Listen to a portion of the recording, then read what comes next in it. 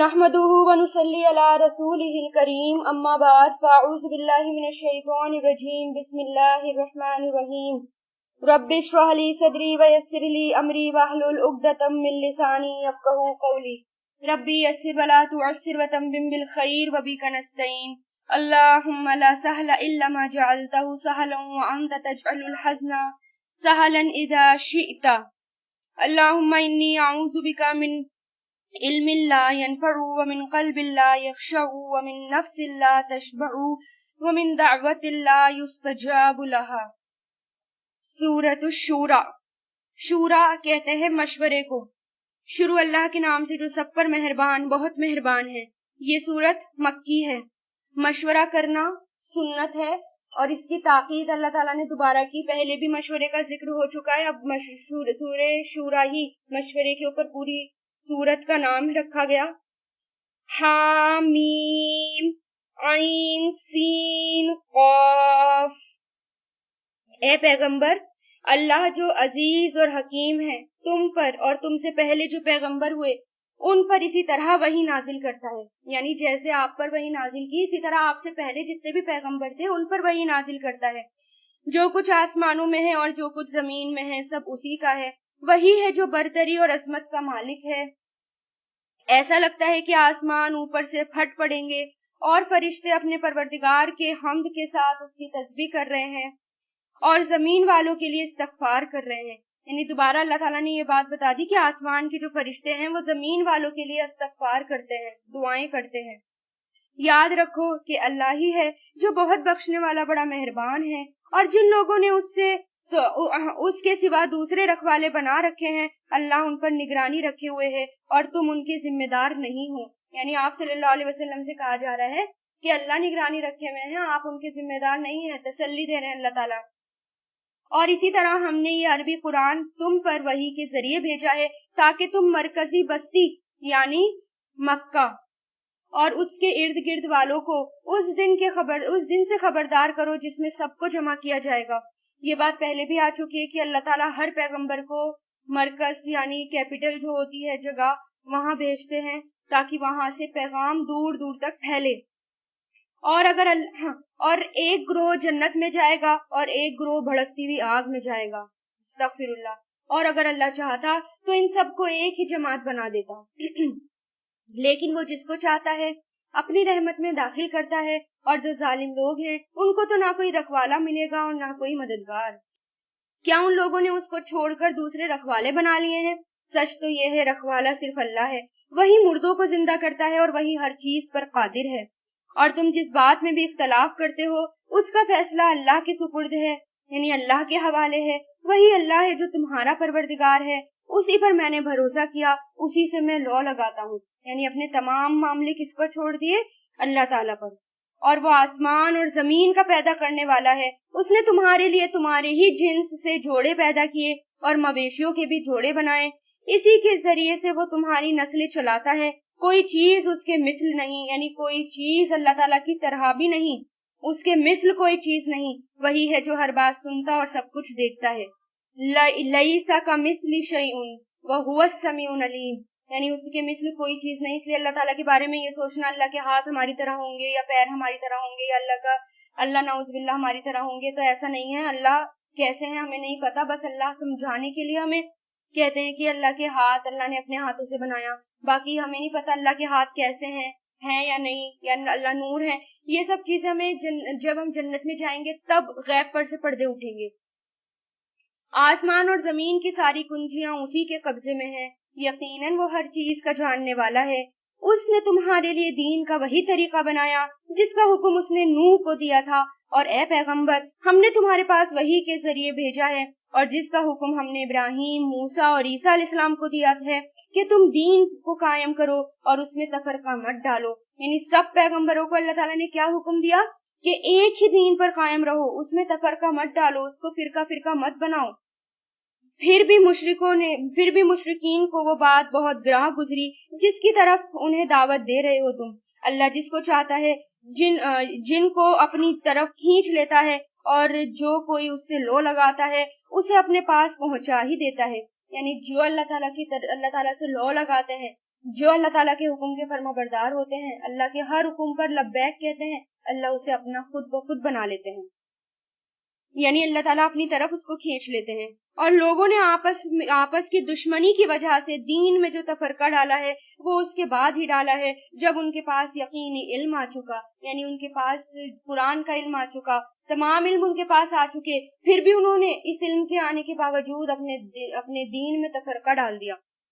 اور اگر تمہارے پروردگار کی طرف سے ایک مقرر مدت تک کے لیے ایک بات طے نہ ہوتی تو ان کا فیصلہ ہو چکا ہوتا، اور ان لوگوں کے بعد، یعنی کون سی بات طے نہ ہو چکی ہوتی؟ قیامت کی۔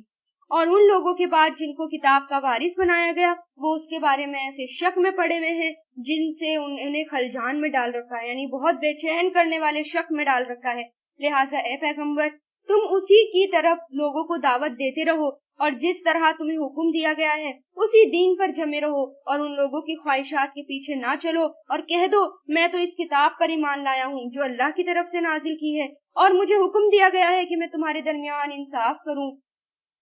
اللہ ہمارا بھی رب ہے اور تمہارا بھی رب ہے، ہمارے اعمال ہمارے لیے ہیں اور تمہارے اعمال تمہارے لیے ہیں، لنا اعمالنا ولکم اعمالکم، ہمارے اور تمہارے درمیان اب کوئی بحث نہیں، اللہ ہم سب کو جمع کرے گا اور اسی کے پاس آخر سب کو لوٹنا ہے۔ اور جو لوگ اللہ کے بارے میں بحثیں کرتے ہیں جبکہ لوگ اس کی بات مان چکے ہیں، ان کی بحث ان کے پروردگار کے نزدیک بالکل جھوٹی ہے، باطل ہے، اور ان پر اللہ کا غضب ہے اور ان کے لیے سخت عذاب ہے۔ یعنی جو اللہ کے بارے میں بحث کرتے ہیں ان کی بحث کیا ہے؟ بالکل جھوٹی ہے۔ اللہ وہ ہے کہ جس نے حق پر مشتمل یہ کتاب اور انصاف کے ترازو اتارے ہیں، اور تمہیں کیا پتا شاید یہ قیامت کی گھڑی قریب ہی ہو، کیونکہ وہ مشرکین مکہ پوچھتے تھے کہ قیامت کب آئے گی، تو اللہ تعالیٰ کہہ رہے ہیں ان سے کہہ دو شاید قیامت کی گھڑی قریب ہی ہو، شاید قیامت آ کھڑی ہو، اور جو لوگ اس پر ایمان نہیں رکھتے وہ اس کے آنے کی جلدی مچاتے ہیں، اور جو لوگ ایمان لاتے ہیں وہ اس سے سہمے رہتے ہیں اور جانتے ہیں کہ وہ سچ ہے۔ ارے جو لوگ قیامت کے بارے میں بحثیں کر رہے ہیں وہ گمراہی میں بہت دور چلے گئے ہیں۔ اللہ اپنے بندوں پر بہت مہربان ہے، وہ جس کو چاہتا ہے رزق دیتا ہے، وہی ہے جو قوت کا بھی مالک ہے اور اقتدار کا بھی مالک ہے، یعنی زبردست حکمت والا ہر چیز کا مالک ہے اللہ۔ اور جو شخص آخرت کی کھیتی چاہتا ہے ہم اس کو اس کھیتی میں اور اضافہ کریں گے، اور جو شخص صرف دنیا کی کھیتی چاہتا ہے ہم اسے اسی میں دے دیں گے، اور آخرت میں اس کا کوئی حصہ نہیں ہوگا۔ یعنی جو دنیا چاہتا ہے اس کو دنیا ہی ملے گی، آخرت نہیں ملے گی، اور جو آخرت چاہتا ہے اس کو آخرت ملے گی۔ تو لیکن دنیا بہت حقیر ہے، ہمیں ہمیشہ آخرت کی تمنا کرنی چاہیے کہ اللہ ہماری آخرت اچھی ہو۔ کیا ان کافروں کے لیے کچھ ایسے شریک ہیں جنہوں نے ان کے لیے ایسا دین طے کر دیا ہے جس کی اللہ نے اجازت نہیں دی؟ اور اگر اللہ کی طرف سے فیصلے کی بات طے نہ ہوتی تو ان کا معاملہ ابھی چکا دیا جاتا، اور یقین رکھو ان ظالموں کے لیے بڑا دردناک عذاب ہے۔ اس وقت تم ان ظالموں کو دیکھو گے کہ انہوں نے جو کمائی کی ہے اس کے وبال سے وہ سہمے ہوئے ہوں گے، یعنی قیامت کے دن ہر کوئی سہما ہوا ہوگا اپنی کمائی کی وجہ سے، یعنی سب سوچیں گے کاش ہم نے اچھے عمل کیے ہوتے، لیکن وہ برے عمل لے کر جائیں گے اللہ کے پاس، اللہ تعالیٰ کے ساتھ شرک کیا ہوگا انہوں نے، تو اس لیے وہ اپنے اس عمل سے بہت زیادہ پچھتائیں گے اور اس کے وبال سے سہمے ہوئے ہوں گے، اور وہ ان پر پڑھ کر رہے گا، یعنی جو سزا ہے ان کی طے وہ اس پر پڑھ کر ہی رہے گی، یعنی ان کو وہ سزا مل کر ہی رہے گی۔ اور جو لوگ ایمان لائے ہیں اور انہوں نے نیک عمل کیے ہیں وہ جنتوں کے کیاریوں میں ہوں گے، انہیں اپنے پروردگار کے پاس وہ سب کچھ ملے گا جو وہ چاہیں گے۔ یہی بہت بڑا فیصلہ ہے، یہی چیز ہے جس کی خوشخبری اللہ اپنے بندوں کو دیتا ہے جو ایمان لائے ہیں اور جنہوں نے نیک عمل کیے ہیں۔ اے پیغمبر کافروں سے کہہ دو میں تم سے اس تبلیغ پر کوئی اجرت نہیں مانگتا سوائے رشتہ داری کی محبت کے، یعنی رشتہ داری کا واسطہ دے رہے ہیں آپ صلی اللہ علیہ وسلم۔ قریش مکہ سے حضور پاک صلی اللہ علیہ وسلم کی جو رشتہ داریاں تھیں ان کے حوالے سے یہ کہا جا رہا ہے کہ میں تم سے اس تبلیغ پر کوئی اجرت نہیں مانگتا، یعنی میں تم سے کچھ نہیں مانگتا کہ تم مجھے کوئی فائدہ دو یا کوئی پیسے دو یا دنیا کا فائدہ دو، لیکن کم سے کم اتنا کرو کہ میری رشتہ داری کے جو حقوق ہیں ان کا لحاظ کرو اور مجھے تکلیف نہ دو اور میرے راستے میں رکاوٹیں مت ڈالو۔ ان سے کہہ دو اے پیغمبر کہ میں تم سے اس تبلیغ پر کوئی اجرت نہیں مانگتا سوائے رشتہ داری کی محبت کے، اور جو شخص کوئی بھلائی کرے گا ہم اس کے خاطر اس کی بھلائی میں اور مزید خوب اضافہ کر دیں گے۔ یقین جانو اللہ بہت بخشنے والا بڑا مہربان ہے، بڑا قدردان ہے۔ شکور مطلب قدردان۔ بھلا کیا یہ لوگ یوں کہتے ہیں کہ اس شخص نے یہ کلام خود گڑھ لیا، یعنی آپ صلی اللہ علیہ وسلم نے یہ کلام خود گڑھ لیا، حالانکہ اگر اللہ چاہتا تو تمہارے دل پر مہر لگا دیتا، اور اللہ تو باطل کو مٹاتا ہے اور حق کو اپنے کلمات کے ذریعے سے ثابت کرتا ہے، یعنی اللہ تعالیٰ جھوٹ مٹا دیتا ہے اور سچ کو ثابت کر دیتا ہے۔ یقیناً وہ سینوں میں چھپی ہوئی باتوں تک کو جانتا ہے، اور وہی ہے جو اپنے بندوں کی توبہ قبول کرتا ہے اور گناہوں کو معاف کرتا ہے، اور جو کچھ تم کرتے ہو وہ اس کا پورا پورا علم رکھتا ہے۔ اور جو لوگ ایمان لائے ہیں اور جنہوں نے نیک عمل کیے ہیں وہ ان کی دعائیں سنتا ہے اور انہیں اپنے فضل سے اور زیادہ دیتا ہے، اور کافروں کے لیے سخت عذاب ہے۔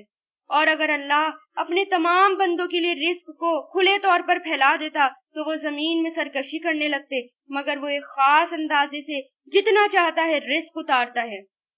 یقیناً وہ اپنے بندوں سے پوری طرح باخبر ہے، ان پر نظر رکھنے والا ہے، اور وہی ہے جو لوگوں کے نا امید ہونے کے بعد بارش برساتا ہے اور اپنی رحمت پھیلا دیتا ہے، یعنی جب لوگ نا امید ہو جاتے ہیں، سوکھا پڑ جاتا ہے، بارش آنے کی انہیں امید نہیں رہتی، تب اللہ تعالیٰ بارش برسا دیتا ہے، اور وہی ہے جو سب کا قابل تعریف رکھوالا ہے، یعنی اللہ تعالیٰ کہہ رہے ہیں کہ اللہ تعالیٰ ہر کسی کی دعائیں سنتا ہے، لیکن جنہوں نے نیک عمل کیے ہیں ان کی دعائیں اللہ تعالیٰ ضرور سنتا ہے۔ ان کو تو اللہ تعالیٰ سے مانگنے کے بعد مایوس نہیں ہونا چاہیے کہ جو لوگ نیک عمل کرتے ہیں اللہ تعالیٰ ان کی دعائیں سنتا ہے۔ اور پھر اللہ تعالیٰ کہہ رہے ہیں کہ اگر تمام زمین پر اللہ تعالیٰ رزق کو کھلے طور پر پھیلا دیتا، یعنی بے حساب رزق زمین میں پھیلا دیتا، تو لوگ سرکشی کرنی شروع کر دیتے، لوگ اس کی قدر نہیں کرتے، اور لوگ جو ہیں اس رزق کو ضائع کرنا شروع کر دیتے۔ اس لیے اللہ تعالیٰ نے ایک محتاط انداز میں، یعنی جتنی ضرورت ہے اتنا ہی رزق دیا۔ اس کی نشانیوں میں سے ہے آسمان اور زمین کی پیدائش، اور وہ جاندار جو اس نے ان دونوں میں پھیلا رکھے ہیں، یعنی آسمان اور زمین میں جتنے بھی جاندار اللہ تعالیٰ نے پھیلا رکھے ہیں، اور جب وہ چاہے ان کو جمع کرنے پر پوری قدرت رکھتا ہے، یعنی جس طرح اللہ تعالیٰ نے سب کچھ پھیلا دیا، اللہ تعالیٰ چاہے تو سب کو سمیٹ سکتا ہے، اور تمہیں جو کوئی مصیبت پہنچتی ہے وہ تمہارے اپنے ہاتھوں کے کیے ہوئے کاموں کی وجہ سے پہنچتی ہے، اور بہت سے کام سے تو وہ درگزر کرتا ہے، یعنی ہمارے بہت سے گناہ ایسے ہوتے ہیں جس کو اللہ تعالیٰ درگزر کرتے ہیں، یعنی اگنور کر دیتے ہیں، اور تمہاری مجال یہ نہیں کہ زمین میں اللہ کو عاجز کر سکو، یعنی بے بس کر سکو، اور اللہ کے سوا کوئی تمہارا رکھوالا ہے نہ کوئی مددگار۔ اور اس کی نشانیوں میں سے ہے سمندر میں یہ پہاڑ جیسے جہاز، یعنی یہ جو پہاڑ جیسے جہاز اتنے بڑے بڑے ہیں سمندر میں جو ڈوبتے نہیں ہیں، تو وہ اللہ تعالیٰ کی نشانیوں میں سے ایک نشانی ہے۔ اگر وہ چاہے تو وہ ان کو ٹھہرا دے جس سے یہ سمندر کی پشت پر کھڑے کے کھڑے رہ جائیں، یعنی اگر اللہ چاہے تو سمندر میں بیچوں بیچ لے جا کر ان پہاڑوں کو یعنی جہازوں کو، جیسے جہاز جیسے پہاڑوں کو ایسے کے ایسے ہی ٹھہرا دے، اور انسان کچھ نہیں کر سکتا پھر سوائے اللہ تعالیٰ سے دعا کے۔ یقیناً اس شخص کے لیے اس میں بہت بڑی نشانیاں ہیں جو صبر کے بھی خوگر ہیں اور شکر کے بھی، یعنی جو لوگ صبر اور شکر سے کام لیتے ہیں اس میں بھی ان کے لیے نشانیاں ہیں۔ یا اگر اللہ چاہے تو ان جہازوں کو لوگوں کے بعض اعمال کی وجہ سے تباہ کر دے اور بہت سو کو درگزر کر جائے، یعنی جو لوگ اتنے گناہگار اس پر سوار ہیں ان کے گناہ کی وجہ سے اگر اللہ چاہے تو ابھی کے ابھی ان جہازوں کو ڈبو دے۔ اور جو لوگ ہماری آیتوں میں جھگڑا ڈالتے ہیں انہیں یہ پتہ چل جائے گا کہ ان کے لیے کوئی بچاؤ کی جگہ نہیں ہے۔ غرض تمہیں جو کوئی چیز دی گئی ہے وہ دنیاوی زندگی کی پونجی ہے، اور جو کچھ اللہ کے پاس ہے وہ ان لوگوں کے لیے کہیں بہتر اور پائیدار یعنی ہمیشہ رہنے والا ہے جو ایمان لائے ہیں اور اپنے پروردگار پر بھروسہ رکھتے ہیں۔ یعنی جو دنیا ہے اور دنیا کا سامان ہے، اللہ تعالیٰ کہہ رہے وہ تو صرف اور صرف دنیا کی پونجی ہے، یعنی جو ہمیں یہ دنیا میں اللہ تعالیٰ نے سامان دیے ہیں صرف دنیا کی حد تک ہی دیے ہیں، اس لیے ان کو اتنا ہی یوز کریں جتنا دنیا میں ہمیں ضرورت ہے، اور ضرورت سے زیادہ سامان کے پیچھے نہ بھاگیں، اس دنیا کے پیچھے نہ بھاگیں، کیونکہ آخرت جو ہے وہ کہیں زیادہ بہتر ہے اور ہمیشہ رہنے والی ہے۔ اور جو بڑے بڑے گناہ سے پرہیز کرتے ہیں اور جب ان کو غصہ آتا ہے تو وہ درگزر سے کام لیتے ہیں، اور جنہوں نے اپنے پروردگار کی بات مانی ہے اور نماز قائم کی ہے اور ان کے معاملات آپس کے مشورے سے طے ہوتے ہیں، یعنی مشورے کی بات آ گئی، اور مشورہ کرنا سنت ہے، یعنی اللہ تعالیٰ نیک لوگوں کی اور متقی لوگوں کی علامت بتا رہے ہیں کہ وہ مشورہ کرتے ہیں اور ہم نے جو انہیں رزق دیا اس میں سے وہ نیکی کے کاموں میں خرچ کرتے ہیں، اور جب کوئی زیادتی ہوتی ہے تو وہ اپنا دفاع کرتے ہیں، اور کسی برائی کا بدلہ اسی جیسی برائی ہے، یعنی اگر وہ اپنے ساتھ زیادتی کا بدلہ لیں تو صرف اتنا ہی بدلہ لیتے ہیں جتنا ان کے ساتھ زیادتی کی گئی۔ پھر بھی جو لوگ معاف کر دے اور اصلاح سے کام لے تو اس کا ثواب اللہ نے اپنے ذمے لے لیا، یعنی اگر کسی کے پر ظلم ہوا اور ظلم کے بعد اس نے معاف کر دیا تو اللہ تعالیٰ اس سے بدلہ لیں گے، یعنی اللہ تعالیٰ نے اس سے بدلہ اپنے ذمے لے لیا۔ یقیناً وہ ظالموں کو پسند نہیں کرتا۔ یہ اللہ تعالیٰ نے کس کی نشانیاں بتائی ہیں؟ جو ایمان لائے ہیں اور جو اپنے پروردگار پر بھروسہ کرتے ہیں اور بڑے بڑے گناہوں سے بچتے ہیں، اور پھر یہ سارے احکام اللہ تعالیٰ نے بتا دیے، یہی لوگ ہیں جو متقی ہیں۔ اور جو شخص اپنے اوپر ظلم ہونے کے بعد برابر کا بدلہ لے تو ایسے لوگوں پر کوئی الزام نہیں، یعنی اگر کسی پر ظلم ہوا ہے تو اس کو برابر کا بدلہ لینے کا، بس برابر کی بدلہ لینے کی چھوٹ ہے، اس سے زیادہ اگر اس نے زیادتی کر دی تو پھر وہ گنہگار ہو جائے گا۔ الزام تو ان پر ہے جو زمین میں ناحق ظلم کرتے ہیں، یعنی گناہ کس پر ہے؟ جو زمین پر ناحق ظلم کرتے ہیں، ایسے لوگوں کے لیے دردناک عذاب ہے۔ اور یہ حقیقت ہے کہ جو کوئی صبر سے کام لے اور درگزر کر جائے تو یہ بڑی ہمت کی بات ہے، کہ جو کوئی صبر سے کام لے اور درگزر کر جائے تو یہ بڑے ہمت کی بات ہے، آسان کام نہیں ہے یہ، اس لیے صبر کرنا اور اگنور کرنا اللہ تعالیٰ کے نزدیک بہت بڑے اجر کا باعث ہے، یعنی جو لوگ صبر کریں گے اور اگنور کریں گے اللہ تعالیٰ نے ان کے لیے بے حساب رزق تیار کر رکھا ہے، اور صبر کرنے والوں کے لیے یہ آتا ہے کہ ان کو بنا کسی حساب کتاب کے اللہ تعالیٰ جنت میں داخل کر دیں گے، جب بعض احادیث سے پتہ چلتا ہے۔ اور جسے اللہ گمراہ کر دے تو اس کے بعد کوئی نہیں ہے جو اس کا مددگار بنے، اور جب ظالموں کو عذاب نظر آ جائے گا تو تم انہیں یہ کہتا ہوا دیکھو گے کہ کیا واپس جانے کا کوئی راستہ ہے، یعنی جب قیامت کے دن عذاب نظر آئے گا تو کہیں گے کہ کیا واپس جانے کا کوئی راستہ ہے، اور تم انہیں دیکھو گے کہ دوزخ کے سامنے انہیں اس طرح پیش کیا جائے گا کہ وہ ذلت کے مارے جھکے ہوئے کن اکھیوں سے دیکھ رہے ہوں گے، کن اکھیوں سے مطلب ٹیڑھی نظروں سے، ٹیڑھی نگاہوں سے ایک دوسرے کو دیکھ رہے ہوں گے، اور جو لوگ ایمان لا چکے ہیں وہ کہہ رہے ہوں گے کہ واقعی اصل نقصان میں وہ لوگ ہیں جنہوں نے قیامت کے دن اپنے آپ کو اور اپنے گھر والوں کو نقصان میں ڈال دیا، یعنی اصل گھاٹا کون سا ہے، اصل خسارہ کون سا ہے؟ جس نے اپنے آپ کو اور اپنے گھر والوں کو گھاٹے میں ڈال دیا۔ اس لیے اپنے آپ کو بھی بچائیں اور اپنے گھر والوں کو بھی بچائیں، اپنی تربیت ایسی کریں، بچوں کی تربیت ایسی کریں کہ جیسے قرآن نے حکم دیا ہے، کیونکہ اگر ہم ایسی تربیت نہیں کریں گے تو خود کو بھی جہنم میں ڈال رہے ہیں اور اپنے بچوں کو بھی جہنم کا ایندھن بنا رہے ہیں۔ یاد رکھو کہ ظالم لوگ ایسے عذاب میں ہوں گے جو ہمیشہ قائم رہے گا، اور ان کو ایسا کوئی مددگار میسر نہیں آئیں گے جو اللہ کو چھوڑ کر ان کی کوئی مدد کرے، اور جسے اللہ گمراہ کر دے اس کے لیے بچاؤ کا کوئی راستہ نہیں، یعنی اگر جس کو اللہ تعالیٰ گمراہ کر دے تو اس کو کوئی بچانے والا نہیں، یعنی اگر زبردستی اللہ تعالیٰ گمراہ کرنا چاہے لیکن انسان اپنے آپ گمراہ ہوتا ہے، اللہ تعالیٰ کسی کو گمراہ نہیں کرتے، انسان ہی اپنے آپ گمراہ ہوتا ہے۔ اس لیے اگر کوئی قرآن کو چھوڑ بیٹھے اور یہ سوچے کہ اگر میں اسلام کو فالو کروں گی یا دین کو فالو کروں گی تو دنیا میں جینا مشکل ہو جائے گا، تو ایسا بالکل ان کی غلط فہمی ہے، کیونکہ اس قرآن کو فالو کرنا اور اسلام پر چلنا، اللہ تعالیٰ کے حکموں پر چلنا،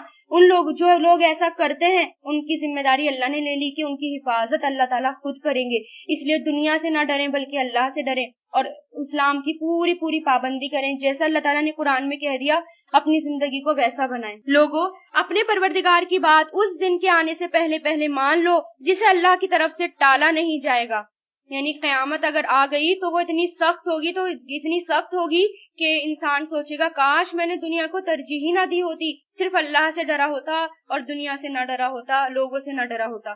تو اللہ تعالیٰ کہہ رہے ہیں اس دن کے آنے سے پہلے میری بات مان لو، اس دن تمہارے لیے کوئی بچنے کی جگہ نہیں ہوگی، نہ تمہارے لیے پوچھ گچھ کا کوئی موقع، یعنی اس وقت اللہ تعالیٰ کچھ نہیں پوچھیں گے۔ اے پیغمبر، یہ لوگ اگر پھر بھی منہ موڑے تو ہم نے تمہیں ان پر نگران بنا کر نہیں بھیجا، تم پر بات پہنچانے کے سوا کوئی اور ذمہ داری نہیں۔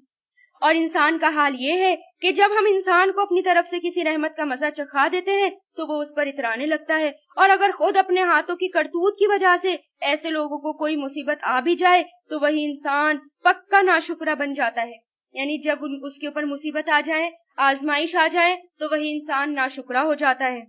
سارے آسمان اور زمین کی سلطنت اللہ کی ہے، وہ جو چاہتا ہے پیدا کرتا ہے اور جس کو چاہتا ہے لڑکیاں دیتا ہے اور جس کو چاہتا ہے لڑکے دے دیتا ہے، یا پھر ان کو ملا جلا کر لڑکے بھی دیتا ہے اور لڑکیاں بھی دیتا ہے، اور جسے چاہتا ہے وہ بانجھ بنا دیتا ہے۔ یقیناً وہ علم کا بھی مالک ہے اور قدرت کا بھی مالک ہے۔ اس لیے بیٹا اللہ تعالیٰ کہہ رہے کہ جس کو چاہے اللہ تعالیٰ بیٹا دے دے اور جس کو چاہے بیٹی دے دے اور جس کو چاہے بانجھ بنا دے، یا جس کو چاہے اللہ تعالیٰ ملا جلا کر دے دے۔ تو کچھ لوگ یہ کوشش کرتے ہیں کہ بیٹا ہو جائے اور اس کے لیے وہ کفر کے کام کرنے لگتے ہیں یا شرک کرنے لگتے ہیں۔ تو یہ تو بہت خسارے کی بات ہے، کیونکہ اللہ کے ہی ہاتھ میں کہ اللہ جس کو چاہے جو دے، وہ اللہ تعالیٰ نے طے کر رکھا ہے، یا جس کو بانجھ بنا دے۔ اس لیے ہر حال میں اللہ تعالیٰ کا شکر کرنا چاہیے، اگر بیٹے ہیں تب بھی، بیٹیاں ہیں تب بھی، اور اگر کچھ بھی نہیں ہے تب بھی اللہ کا شکر کرے۔ اور کسی انسان میں یہ طاقت نہیں کہ اللہ اس سے روبرو بات کرے، یعنی کسی انسان کی یہ طاقت ہی نہیں ہے انسان میں کہ اللہ تعالیٰ سے ڈائریکٹ بات کرے، سوائے اس کے کہ وہ وحی کے ذریعے ہو، یا کسی پردے کے پیچھے سے ہو، یا پھر کوئی پیغام لانے والا فرشتہ بھیج دے اور وہ اس کے حکم سے وہ جو چاہے وحی کا پیغام پہنچا دے۔ یقیناً وہ بہت اونچی شان والا، بڑی حکمت کا مالک ہے۔ اور اسی طرح ہم نے تمہارے پاس اپنے حکم سے ایک روح بطور وحی نازل کی ہے، یعنی روح مطلب جبریل امین، یہ قرآن، اس روح کو قرآن کو روح بتایا گیا ہے یہاں پر کہ یہ وحی کے ذریعے اللہ تعالیٰ نے آپ تک پہنچائی ہے، یعنی آپ صلی اللہ علیہ وسلم تک۔ تمہیں اس سے پہلے یہ معلوم نہیں تھا کہ یہ کتاب کیا ہوتی ہے، اور نہ یہ کہ ایمان کیا ہوتا ہے، یعنی اس کے آنے سے پہلے آپ صلی اللہ علیہ وسلم کو نہیں پتا تھا کہ ایمان کیا ہے اور یہ کتاب کیا ہے۔ لیکن آپ صلی اللہ علیہ وسلم نے کبھی بھی شرک نہیں کیا، آپ دین ابراہیم پر تھے، یکسو دین پر تھے۔ لیکن ہم نے اس قرآن کو ایک نور بنا دیا جس کے ذریعے ہم اپنے بندوں میں سے جس کو چاہتے ہیں ہدایت دے دیتے ہیں۔ تو یہ قرآن کیا ہے؟ یہ قرآن نور ہے، یہ قرآن روشنی ہے۔ اگر کوئی یہ سوچے کہ قرآن چھوڑ کر مجھے ہدایت مل جائے گی یا قرآن چھوڑ کر میں نیک ہو جاؤں گا، تو ایسا بالکل نہیں ہو سکتا۔ اس میں کوئی شک نہیں کہ تم لوگوں کو وہ سیدھا راستہ دکھاتے رہے ہو، اور جو اللہ کا راستہ ہے، اور اللہ جس کی ملکیت میں وہ سب کچھ ہے جو آسمانوں میں ہے اور وہ سب کچھ جو زمین میں ہے۔ یاد رکھو سارے معاملات آخرکار اللہ ہی کی طرف لوٹیں گے۔ الحمدللہ، سورہ شورى پوری ہوئی۔ وآخر الدعوانا ان الحمدللہ رب العالمین، سبحانک اللہم و بحمدک، ونشہد ان لا الہ الا انت، نستغفرک ونتوب الیک۔